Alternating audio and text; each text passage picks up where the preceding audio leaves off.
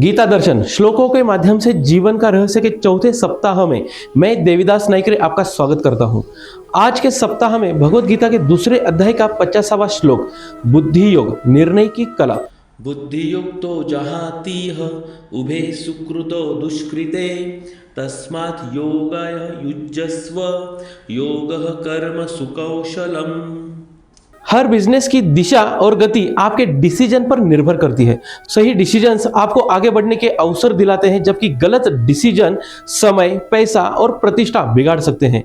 यह श्लोक बताता है कि जब कोई भी व्यक्ति बुद्धि योग यानी विवेक और समभाव की भावना के साथ कर्म करता है तो वो अच्छे मतलब पुण्य या बुरे पाप कर्मों के बंधन में नहीं फंसता, क्योंकि वो अपने काम का फल अपने लिए नहीं चाहता बल्कि अपने कर्तव्य को समझदारी और समर्पण से करता है।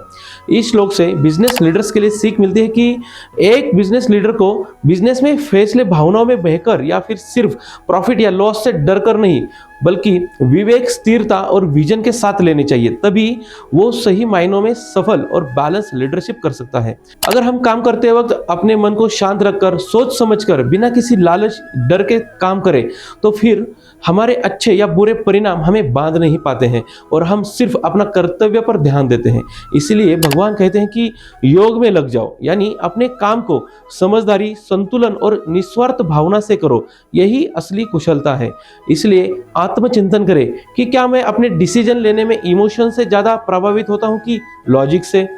हाल ही में लिया हुआ कौन सा डिसीजन बुद्धि योग से युक्त नहीं था और उसका परिणाम क्या हुआ। मैं कौन से एरिया में जल्दबाजी में या दबाव में आकर निर्णय लेता हूं। क्या मेरे डिसीजन दूसरों को इंस्पायर करते हैं या कंफ्यूज। इस हफ्ते के आपके लिए एक्शन प्लान रहेंगे। नंबर 1, अगले 7 दिनों तक हर महत्वपूर्ण निर्णय लिखे, रीजन, इमोशन, लॉजिक और रिजल्ट। दूसरा, हर निर्णय से पहले 3 चीजों पर विचार करें, साहस, चेतना और क्लैरिटी। नंबर 3, कोई एक बुद्धिमान सहकर्मी चुने जिससे अपने निर्णय पर एडवाइस ले। नंबर 4, निर्णय लेने से पहले 10 मिनट एकांत में बैठिए और देखें कि ओके डिसीजन पर कौन से इमोशंस इफेक्ट कर रहे हैं।